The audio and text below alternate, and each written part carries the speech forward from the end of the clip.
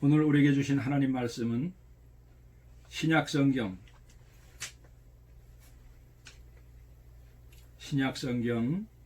누가복음 5장 17절부터 26절까지 말씀입니다. 신약성경 97페이지에 있습니다. 누가복음 5장 17절부터 26절까지 말씀. 하루는 가르치실 때에 갈릴리의 각 마을과 유대와 예루살렘에서 온 바리새인과 율법 교사들이 앉았는데 병을 고치는 주의 능력이 예수와 함께 하더라. 한 중풍병자를 사람들이 침상에 메고 와서 예수 앞에 들여 놓고자 하였으나 무리 때문에 들어갈 길을 얻지 못한지라. 지붕에 올라가 기와를 벗기고 병자를 침상째 무리 가운데로 예수 앞에 달아내리니 예수께서 그들의 믿음을 보시고 이르시되 이 사람아 내 죄사함을 받았느니라 하시니 서기관과 바리새인들이 생각하여 이르되 이 신성 모독하는 자가 누구냐? 오직 하나님 외에 누가 능히 죄를 사하겠느냐? 예수께서 그 생각을 아시고 대답하여 이르시되 너희 마음에 무슨 생각을 하느냐? 내 죄사함을 받았느니라 하는 말과 일어나 걸어가라 하는 말이 어느 것이 쉽겠느냐? 그러나 인자가 땅에서 죄를 사하는 권세가 있는 줄을 너희로 알게 하리라 하시고 중풍병자에게 말씀하시되 내가 네게 이르노니 일어나 내 침상을 가지고 집으로 가라 하시매 그 사람이 그들 앞에서 곧 일어나 그 누웠던 것을 가지고 하나님께 영광을 돌리며 자기 집으로 돌아가니 모든 사람들이 놀라 하나님께 영광을 돌리며 심히 두려워하여 이르되 오늘 우리가 놀라운 일을 보았다 하니라. 아멘. 인생을 살아가다 보면은 예기치 못한 장애물을 만날 때가 종종 있습니다. 그런데 그것은 한 가지 장애물을 통과하면은 끝나는 것이 아니라는 게 인생의 딜레마입니다. 인생에는 이렇게 한 번의 장애물만 있는 것이 아니라 크고 작은 장애물이 계속해서 우리의 앞길을 가로막습니다. 우리가 찬송가를 부를 때 무슨 일을 만나든지 만사 형통하리라. 참 그런 우리의 바램을, 간절한 바램을 찬송가에 담는데 언뜻 생각하면은 예수를 믿으면은 그저 만사가 형통한다 하는 그런 말로 들릴 수 있지만은 그러나 그 찬송의 깊은 의미는 어떤 일을 만나든지 우리가 사도 바울의 고백처럼 어떤 일을 만나든지 자족함을 배웠다. 어려움은 어려운 대로, 기쁨은 기쁜 대로, 슬프면 슬픈 대로 우리가 그 일을 헤쳐나갈 믿음을 가졌기 때문에 만사 형통한다 하는 그런 신앙의 고백인 것입니다. 어린아이들의 행동을 연구하기 위해서 언제 한번 발표한 것을 봤습니다. 방 안에다가 어린아이들 여러 명을 이렇게 몰아놓고 한쪽에는 그 아이들이 좋아하는 장난감을 이렇게 여러 가지를 쌓아놨습니다. 그리고 그 앞에는 블락으로 장난감 블락을 어린아이들 키보다 조금 낮게 블락을 이렇게 쌓아놨어요. 그리고 한쪽 구석에다가 애들을 모아놨습니다.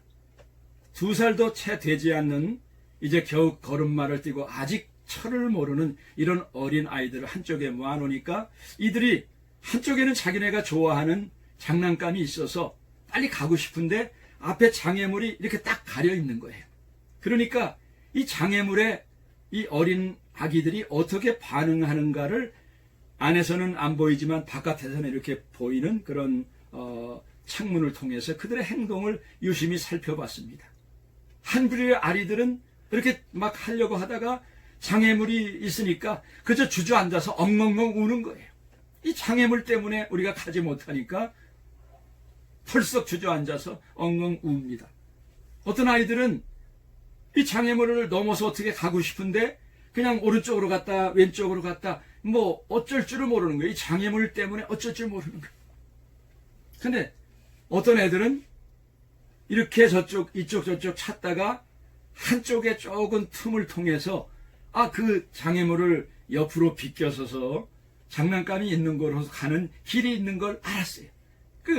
그걸 아는 애들은 몰래 갔습니다.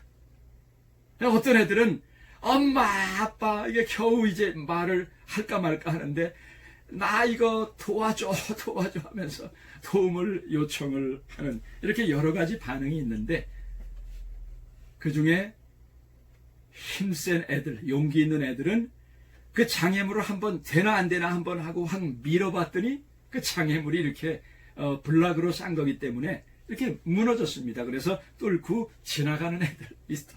이렇게 장애물을 앞에 이렇게 놓였고 자기가 원하고자 하는 것이 있을 때 이 장애물을 어떻게 헤쳐나가는가 어린아이의 반응을 보았지만은 이것은 우리 인간의 장애물을 헤쳐나가는 인간의 행동을 조사한 것과 마찬가지입니다.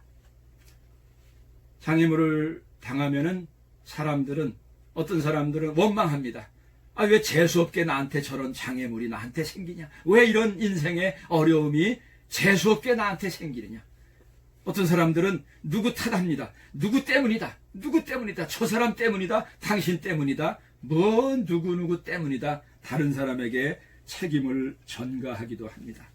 그런데 어떤 사람들은 가만히 이 장애물 앞에서 어떻게 이 장애물을 헤쳐나갈 것인가 곰곰이 고민하면서 장애물을 헤쳐나갈 궁리를 합니다.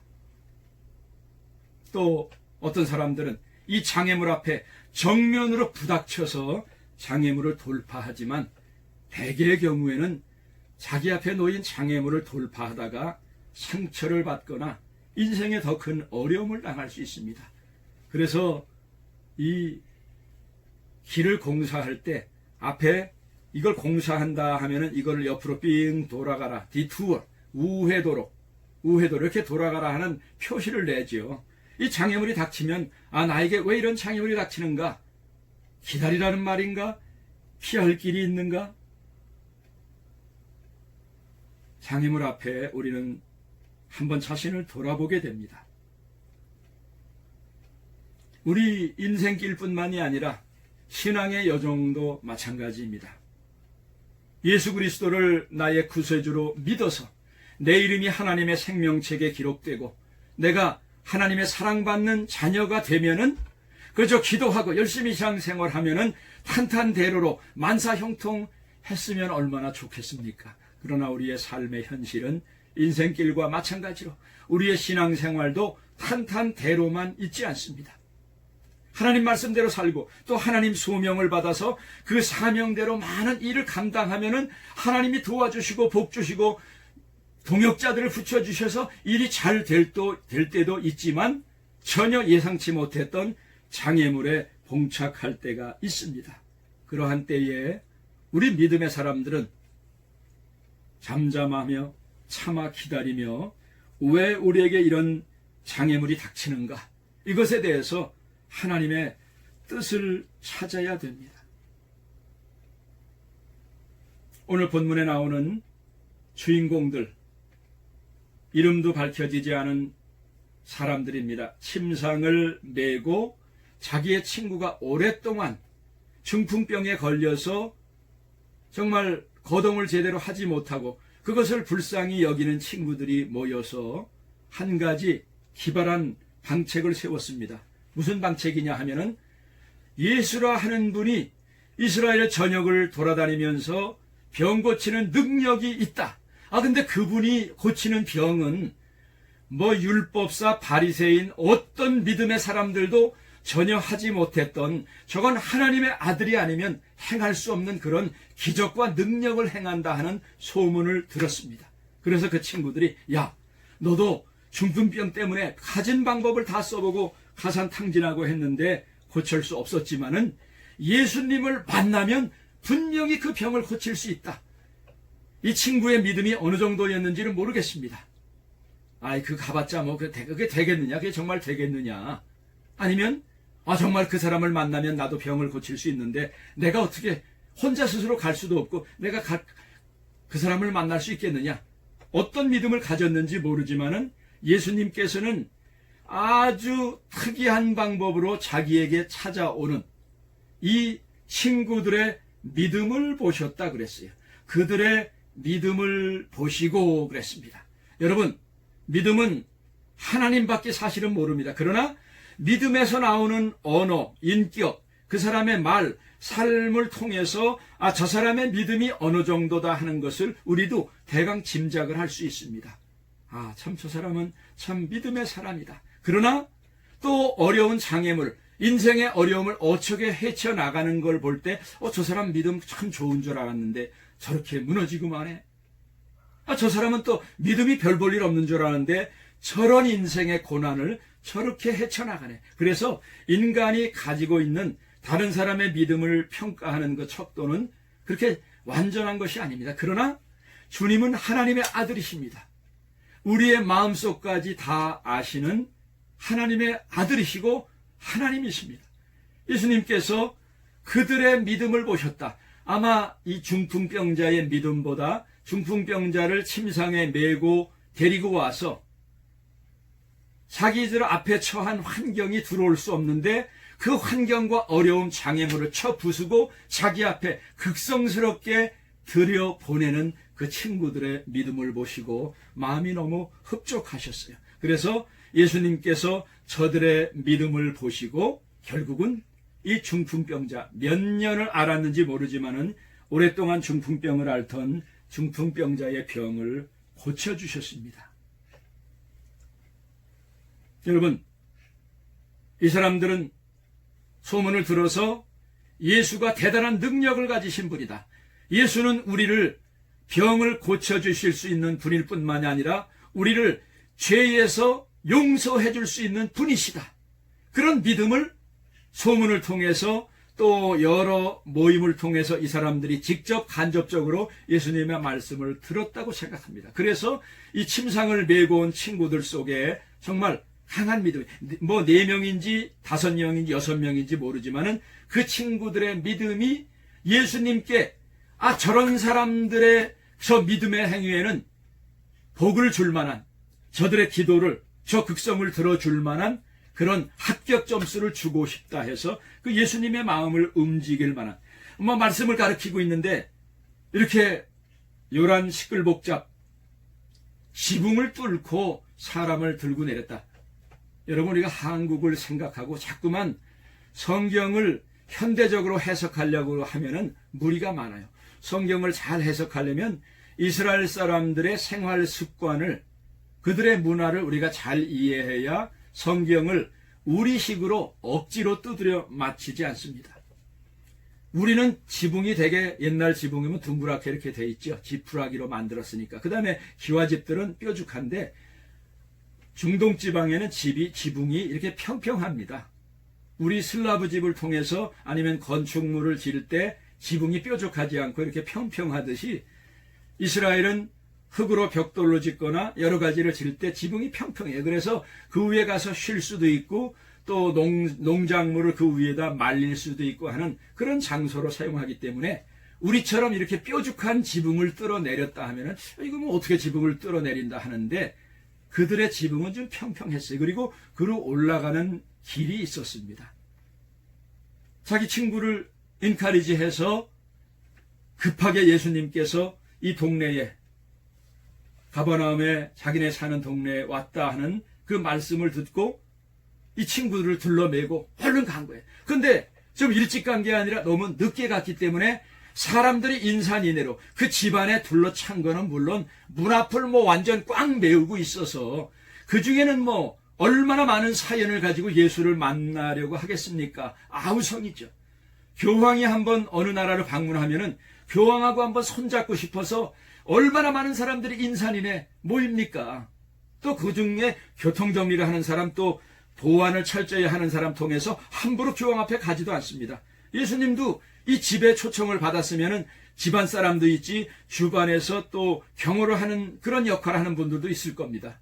뭐 처음에 와서 자리를 잡고 갔다면 만날 수 있지만 이렇게 늦게 도착했으면 개인이 한 명이 들어가는 것도 불가능한데 이렇게 여러 명이 자기네 한꺼번에 들어가는 것도 어렵습니다. 근데 이 중풍병자를 침상에 맨 거를 데리고 들고 들어간다는 건 불가능입니다.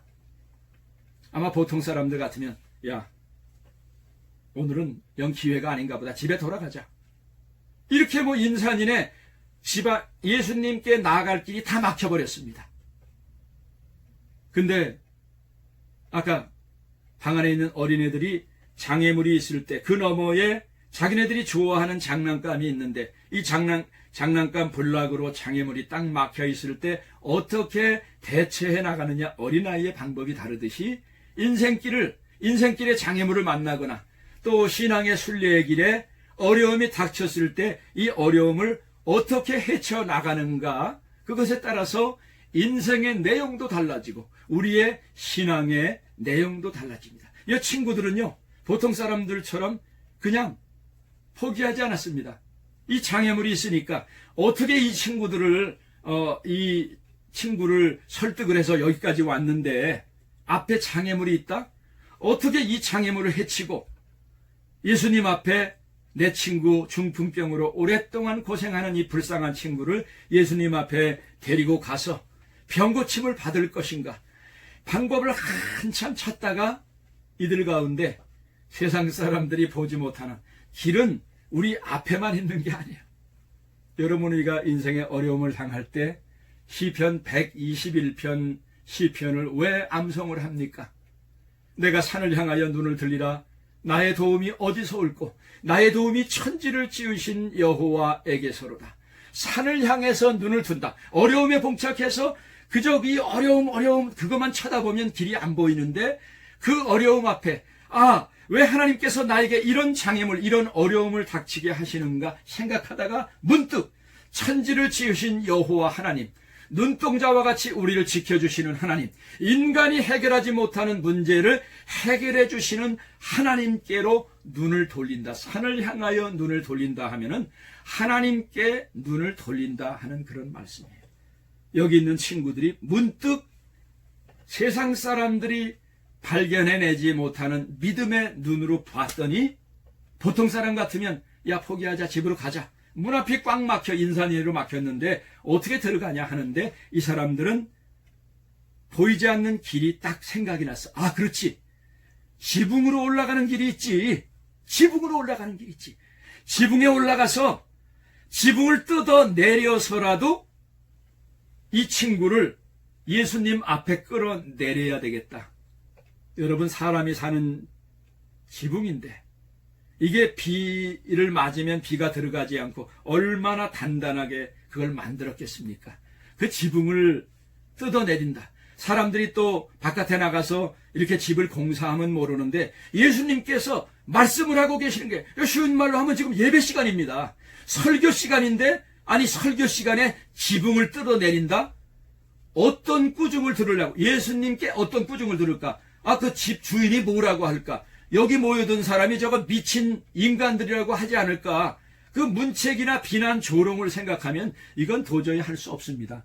집값을 어떻게 감당할 것인가? 근데 이 사람들은요, 예수를 만나야 문제가 해결된다. 이 장애물을 결코 장애물에 주저하지 않겠다 했더니요, 그 인간이 생각할 수 있는 여러 가지 그 일반적인 상식은 문제가 되지 않았어요. 나중에 안 되면 자기네가 집 고쳐주고, 욕하면 욕 맞고, 예수님께서 꾸중하시면 꾸중 듣고, 그러나 자기네가 예수님을 반드시 이 친구를 만나게 해서 병을 고쳐줘야겠다 하는 한 가지 목적에는요, 사람이 많은 것, 지붕, 어느 것도 장애물이 되지 못했습니다. 그래서 이 친구들은 지붕을 뜯기 시작합니다. 한참 예수님께서 율법을 풀어서 설교 말씀을 하고 있는데 지붕이 손으로 살살살 뜯어집니까? 아마 오한마를 통해서 뭘로 내리치고 별짓다 했을 거예요. 시간도 상당히 많이 지체됐을 겁니다. 사람을 하나 침상에서 드러내리라 하면은 적어도 한 1m, 최소한도 1m, 2m 정도의 구멍을 뻥 뚫어야 사람을 침상에 들고 내리죠. 그냥 혼자서 쏙 빠져 내리는 게 아니라 이 정도 뚫고 내리려면 시간도 많이 걸렸고 설교를 하고 있는 그 예배를 망치는 그 소음이나 이건 거의 미친 짓입니다. 여러분, 우리가 예배를 만약에 드리고 있는데 지붕을 뚫고 내린다 하면은 이거 사람들이 가만 놔두겠어요? 당장 나가서 끌어내리고 난리치겠죠. 교인들이 참을성이 있다, 인내가 있다, 사랑이 있다 하지만요, 급한 일 터지다 보면은 우리 기독교를 믿는 사람들도 인내심이 그렇게 많지 않다는 것을 여러분도 알고 저도 알고 있습니다.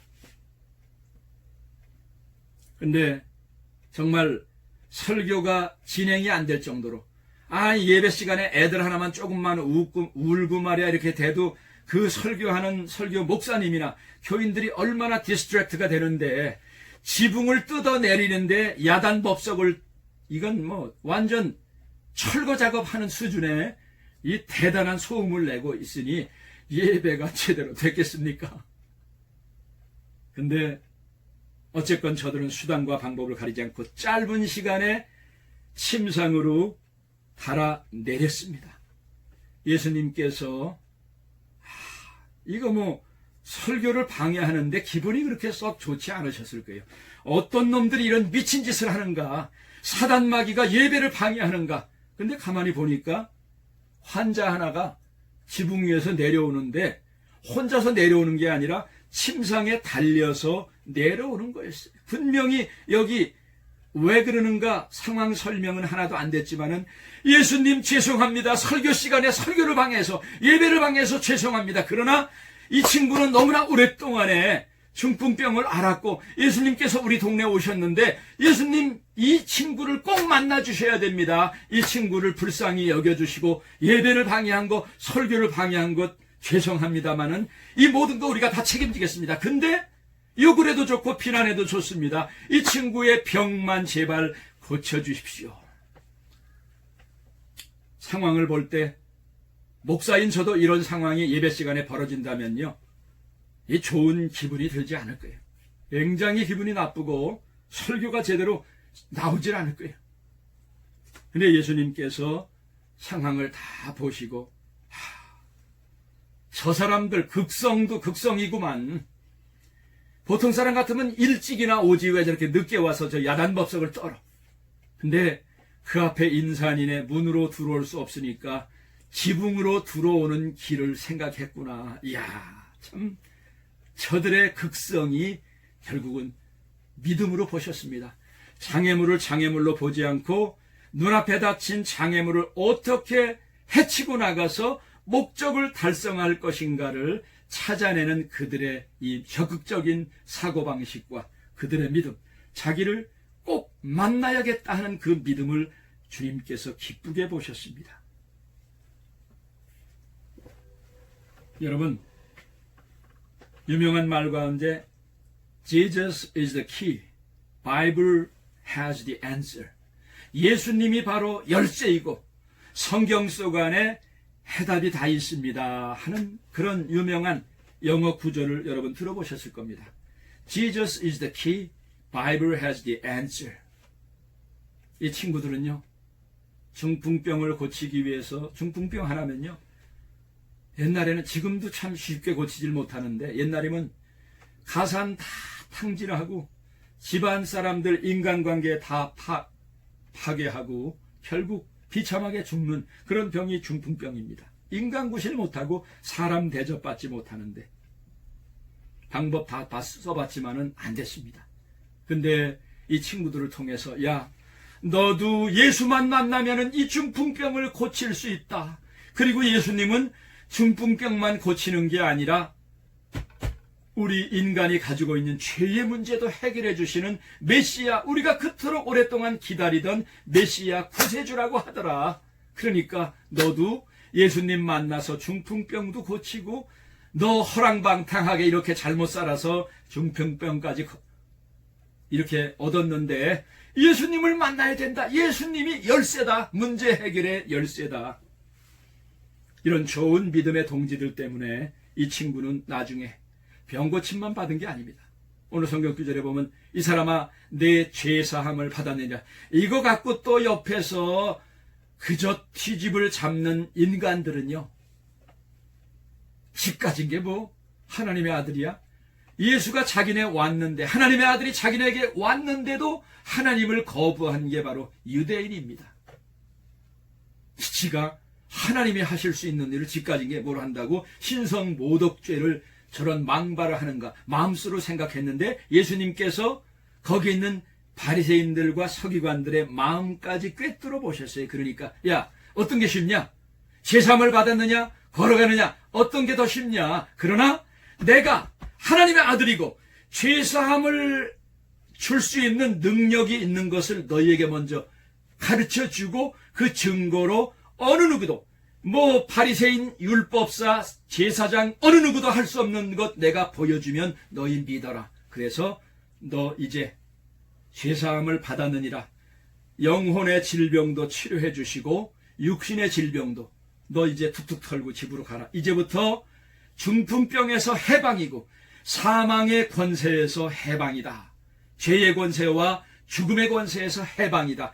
해방 선포를 하시고 그를 집으로 가라 했더니 이 친구가 벌떡 일어나서, 여러분, 정말 난리법석도 난리법석인데 갑자기 동네에서 그 사람이 얼마나 오랫동안 중풍병으로 고생한 걸 뻔히 아는데, 그 중풍병자가 예수님의 그 병 고치는 능력에 의해서 벌떡 일어나서 하나님께 찬송하면서 야 할렐루야 할렐루야 하면서 뛰면서 걸으면서 갈 때 얼마나 사람들이 놀랐겠어요.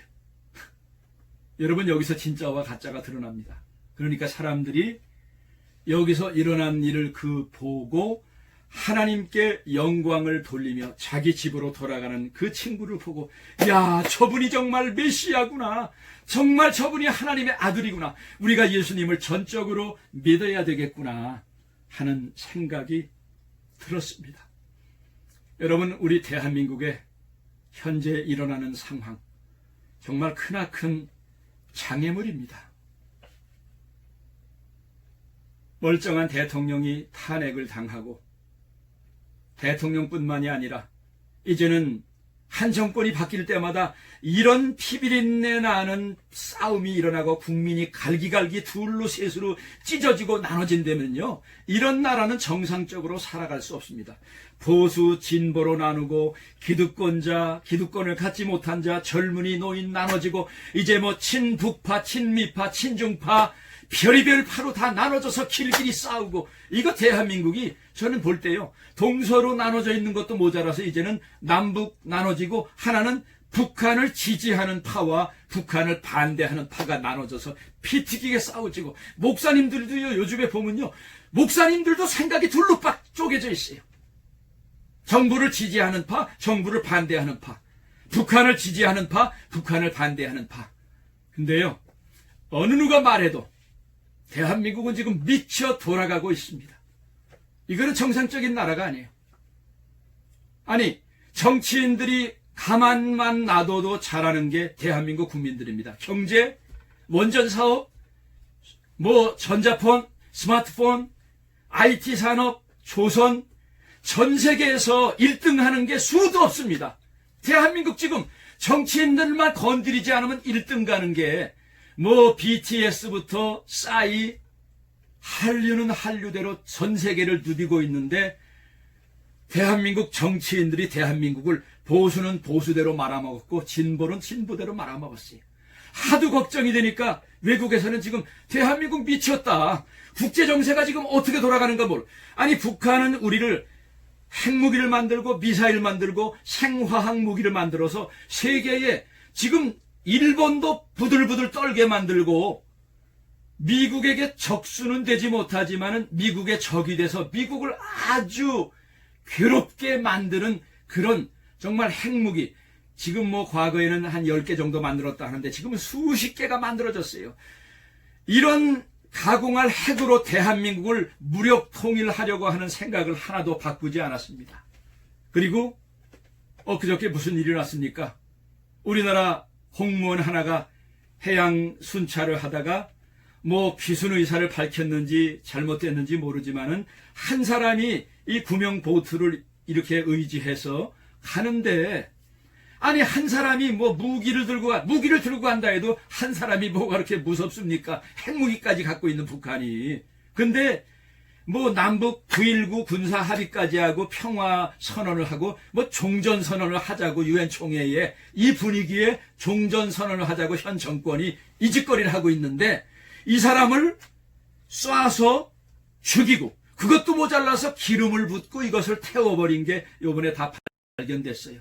세월호가 일어났을 때 대통령이 뭘 했냐고 따지면서 이거 하나만 해도 탄핵감이라 했는데, 여러분 유엔에 우리나라는 평화로우니까 다른 데서 간섭하지 말고 남북한에 평화롭게 페이퍼 주고받고 회담 약속 주고받아서 우리가 평화대로 갈 테니까 간섭하지 말아라. 미국도 간섭하지 말아라. 일본도 간섭하지 말아라. 이 짓거리를 하는 정치인들이 미쳐 돌아가고 있는데, 이것을 비웃기나 한 듯이 우리 국민을 뭐 과거 금강산에서 또 해변가에서 이 쏴 죽인 거, 그것과는 비교도 안 될 천인공노할 방법으로 지 고모부를 고사총으로, 비행기를 격추하는 고사총으로 쏴 죽여서 살점 다 떨어져 나가게 만들고 그걸 화염방사기로 태워 죽이더니, 한 사람이 분명히 귀순 의사를 밝혔다고 하는데, 뭐 지금 CCTV를 통해서 별의별 감추려고 하는 게 다 드러나는데, 이 사람을 천인공노할 방법으로 우리 국민을 이렇게 정말 쏴 죽이고 태워 죽였습니다. 정말 저는 이런 정권을 평화를 통해서, 회담을 통해서 뭐를 만들어내자 하는 생각을 하는 사람은요, 정상적인 사고방식을 가진 사람이 아니라고 생각합니다. 적이 누군지 알아야 전쟁을 하는데, 적은 우리를 가진 방법으로 먹으려고 호시탐탐 노리는데, 적이 아니다, 우리 편이 아니다, 이 핵은 우리를 향해서 사용하는 게 아니라 방어용이다. 우리나라 장관이라 하는 사람들, 국회의원이라 하는 사람, 대통령이라 하는 사람들이 이런 식으로 변호를 하고 다니니 이 적이 대한민국을 어떻게 보겠습니까? 정말 사고방식, 안보, 국가관이 잘못된, 이런 잘못된 지도자 때문에 우리 대한민국의 운명에 큰 장애물에 닥쳐, 아주 정말 이건 암덩어리, 암초가 걸렸어요. 앞으로 나갈 수 없는 지경에. 아니 정치가들만 가만히 있으면 잘 되는데 경제는 경제대로 망해갑니다. 추가 경정 예산을 지금 몇 번을 쓰는지 몰라요. 여러분 이게 돈이 얼마인지 아십니까? 이거는 우리도 다 못 갚아요. 그 대통령 끝나면 그만이죠. 대통령 자식들, 우리 손주들까지 다 갚아도 갚지 못할 돈을 펑펑펑 쓰는 거예요. 그 돈이 다 어려운 사람에게 가는지도 모르겠습니다. 옛날에는 국민도 모르게 돈이 수십조가 북한으로 막 넘어갔잖아요. 근데 핵은 개발대로 그대로 다 하고 우리는 계속 핵인질극에 놀아나는데, 지금 계속해서 인도주의적인 차원이라는 명목 아래 끊임없이 도와주고 또 도와주고 이런 짓거리를 하고 있습니다. 여러분 우리 대한민국은 지금 정말 대한민국에 나아가는 길에 큰 장애물이 이렇게 닥쳤습니다. 이 장애물에 많은 사람들이 누구 때문이다, 전교조 때문이다, 종북좌빨 때문이다, 누구 때문이다, 뭐 어떤 사람들은 때문이다 책임 전가하고, 어떤 사람들은 한숨 펑펑 쉬고 만나면은 비판하고. 근데 이거 갖고 문제가 다 해결되지 않습니다. 오늘 우리에게 주신 하나님 말씀 가운데 해결의 열쇠가 있습니다. 자기 친구, 좋은 마음으로 예수님께 자기 친구를 데리고 가서 병을 나게 해줄 수 있다고 데리고 갔는데 장애물이 딱 닫혔습니다. 우리도 이런 나라를 구해보고자 그저 태극기를 들고 성조기를 들고 광장에 모이면서 숱하게 외쳐보고 별의별 방법을 다 쓰면서 이 하나님을 무서워하지도 않고 하나님을 대적하는 악의 세력들과의 싸움을 해봤지만은 우리는 완전히 패했습니다. 그저 싸우는 족족 완전히 다 패했어요. 어찌할 바를 모르고 자포자기 상태에 있는 사람들이 점점점 많아져 갑니다. 그게 예수님을 만나고자 자기 친구를 데리고 갔던 친구들의 1차적인 상황입니다. 그런데 우리에게 오늘 주시는 교훈은, 그래, 우리 앞에 이런 하나님을 부정하고 대적하는 이 악한 죄는요, 결코 용서받을 수 없는 죄임을 성경은 분명히 우리에게, 성령 모독죄, 이것은 용서받을 수 없는 죄임을 성경은 우리에게 분명히 가르쳐주고 있습니다. 근데 이런 죄를 저지르는 세력과 동조해서 우리 민족끼리다, 평화다, 종전선언이다, 우리의 앞길을 가로막는데 여러분, 우리가 할 만큼 다 했습니다. 그런데 여기서 좌절하고 주저앉을 수 없습니다. 우리 성경은 이러한 때에 우리에게 귀한 교훈을 주십니다. 고린도전서 10장 13절 말씀에 보면은, 사람이 감당할 시험 밖에는 너희가 당한 것이 없나니 오직 하나님은 미쁘사 너희가 감당하지 못할 시험당함을 허락하지 아니하시고 시험당할 즈음에 또한 피할 길을 내사 너희로 능히 감당하게 하시느니라. 여러분, 우리가 분통이 터지고 화가 나고 좌절하고 낙심하지만 우리가 감당할 수 있을 만큼의 시험만, 장애물을 허락하신다고 했어요. 또 이 시험당할 즈음에 피할 길을 주신다고 그랬는데 우리는요, 지금 그 피할 길을 찾지 못해서 문제예요. 여러분, 우리가 그 피할 길을 정당을 통해서, 보수 정당을 전적으로 밀어주면 이길 수 있을까 생각을 해봤지만은, 보수 정당이나 보수 정치인이 우리의 피할 길이 되지 못했던 것은 4.15 총선을 통해서, 지난 4번의 연패를 통해서 우리가 확인했습니다. 정당이나 어느 보수 정당이나 정치인이 우리의 피할 길이 되지 못함을 우리는 깨달아야 됩니다. 그러면 어디서 우리가 피할 길을 찾아야 되겠습니까? 먼저는 중풍병에 고생하는 이 친구가, 인생의 환란을 통해서 어려움을 겪는 친구가 예수를 만나야, Jesus is the key, Bible has the answer, 예수님을 만나야 문제 해결의 열쇠가 있다 하는 걸 알고, 다시 우리가 겸손하게 인간을 의지하지 않고, 방백들을 의지하지 않고, 도움을 힘이 없는 인생을 의지하지 않고, 살아계신 하나님, 전능하신 하나님, 그 하나님의 아들로 오셔서 인생의 죄와 죽음의 문제를 해결해 주실 뿐만이 아니라 우리가 가지고 있는 크고 작은 장애물을 해결하는 우리의 친구 되시는, 우리의 목자 되시는 예수님 앞으로 문제를 가지고 나오라 하시는 그 말씀을 오늘 성경 말씀이 우리에게 교훈으로 주고 계십니다. 잠언 24장 16절에 다음과 같은 말씀이 있습니다. 대저 의인은 7번 넘어질지라도 다시 일어나려니와 악인은 재앙으로 말미암아 엎드러지느니라. 여러분, 우리가 4번 패했습니다. 4번 넘어졌습니다. 근데 오늘 잠언 24장 16절 말씀처럼 의인은 7번 넘어질지라도 오뚜기처럼 다시 일어나려니와. 오뚜기는요, 밑에가 무거워요. 중심축이 바로 돼 있으면 아무리 넘어져도 다시 발딱발딱 일어납니다. 여러분, 우리가 세상을 의지해서 잘못된 의지를 가지고 엉뚱한 것을 의지했기 때문에 우리가 넘어졌습니다. 이제부터라도 오뚜기처럼 우리의 신앙의 토대를 말씀 위에, 우리의 문제 해결의 토대를 예수님께 가지고 나갈 때 문제가 해결되고, 넘어졌던 오뚜기가 버떡버떡 일어나듯이 재앙과 이 장애물 앞에 우리가 이겨나갈 수 있는 길을 예수님께서 오늘 중풍병자를 데리고 왔던 친구들을 칭찬하는 믿음을 통해서, 그래, 문 앞이 막혀서 우리에게 장애물이 있지만은 하늘로 올라가는, 저 지붕으로 올라가는 길은 열려있다. 피할 길은 너희에게 남아있다. 여러분, 이 피할 길을 찾아야 됩니다. 이 피할 길이 어디입니까? 어느 정당이요? 어느 정치인이요? 이젠 꿈 깨시기 바랍니다. 저는 이제 보수건 진보건 기성 정치인은 저는 믿지 않기로 했습니다. 이제는 첫째로 다시 우리가 go back to the Bible and Jesus is the key. 다시 성경으로 돌아가고, 다시 믿음으로 돌아가고, 믿음의 주여 온전케 하시려니 예수를 바라보는 우리의 시선이 다시 한번 예수께로 향하기를 바랍니다.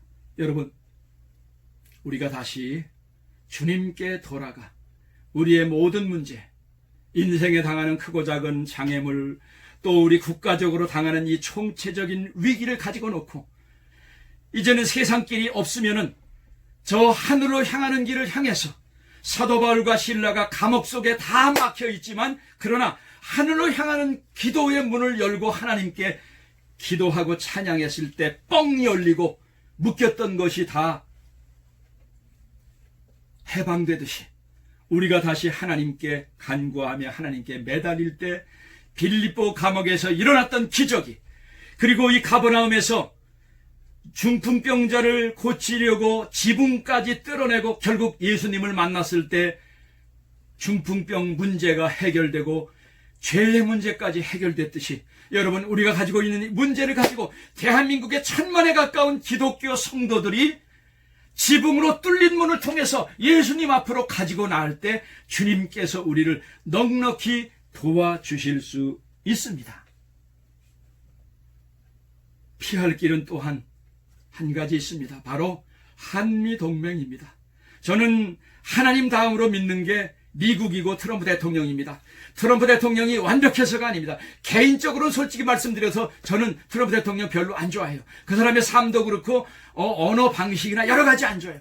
근데 이 사람 중심에 하나님을 두려워하는 것이 있고 보수적인 신앙을 가지고 있는 목사님들의 충고를 그래도 귀 기울이고 하나님 중심으로 살려고 하는 그 기본적인 태도가 있기 때문에 하나님이 들어쓰는 나라 미국, 하나님이 들어쓰는 사람 트럼프를 통해서 한미동맹이 그거를 파괴하려고 하고 우리 한일 동맹관계, 한미동맹관계 얼마나 파괴하려고 지금 애를 쓰는데, 여러분, 한미동맹이 끊어지면은 하나님의 믿음의 밧줄 끊어지는 것 이상으로 우리에게 치명적입니다. 그래서 이제는 우리가 한미동맹 더욱더 굳건히 매달려야 되겠습니다. 이게 피할 길입니다. 그리고 마지막으로 하나는, 이제는 우리 시민단체가 스스로 뭉쳐서 정치가들에게 전교조 때문이다, 민노총 때문이다가 아니라 우리가 이제는 감당해야 된다. 국민들이 이 정도로 됐으면 역사교육 다시 해야죠.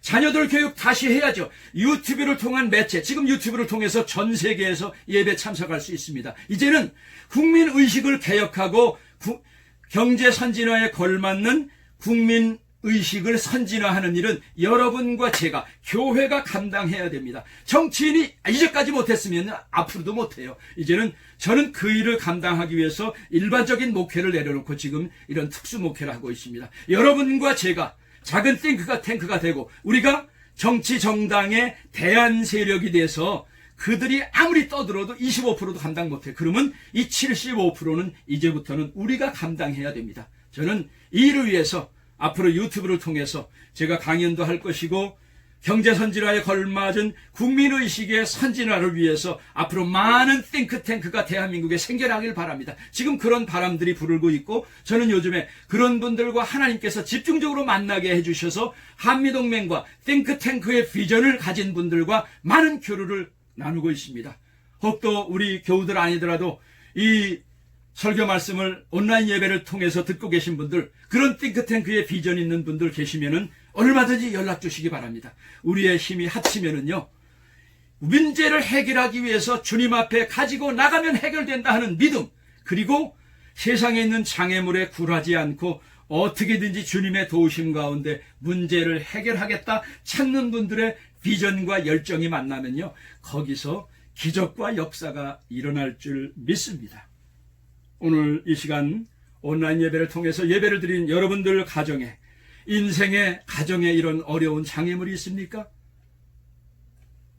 중풍병자를 데리고 와서 문제 해결받았던, 칭찬받았던 이 친구들과 같은 그런 믿음을 다시 회복하시기를 바랍니다. 여러분, 나라를 지키겠다고 자유민주주의를 완전히 파괴하려고 하는 악의 세력과 한거에서 싸웠는데 여지껏 승전가 한번 부르지 못하고 패전가를 부르는 우리들이 더 이상 이런 패한 모습, 이제는 주님께서도 원하시지 않는 거예요. 우리가 다시 한번 승전가를 부르려면요, Go back to the Bible and go to the Jesus. 예수 그리스도께 다가가서 우리의 문제를 내려놓고 주님만이 문제의 해결사 되십니다. 성경을 통해서 우리에게 길을 열어주시고, 이제는 우리 각자가, 교회가 그 사명을 감당하고 시민사회가 역량을 강화해서 정치권, 정당, 정치인이 감당하지 못하는 대한민국의 현 문제와 미래 문제, 통일 문제, 복음 통일의 문제까지 우리가 해결하게 하겠습니다. 하나님, 우리를 도와주십시오. 간구하고 우리가 뭉치면은요, 어마어마한 일을 감당할 수 있습니다. 주님께서는 우리를 기다리고 계십니다. 자기에게 다가오듯이 중풍병자 같은 믿음, 그리고 그 좋은 친구들을 믿음을 가진 이런 믿음의 사람들이 그저 이까지 장애물에 책임전가하고 한탄하고 주저하고 원망하고 낙심하고 앉아있을 것이 아니라 지붕을 뚫고 내게 내려오라. 너희에게 문제를 해결할 방법을 주겠다. 우리를 기다리고 계시는 주님께 함께 우리의 비전과 열정과 힘을 합하여서 나아갈 수 있기를 주님의 이름으로 축원합니다.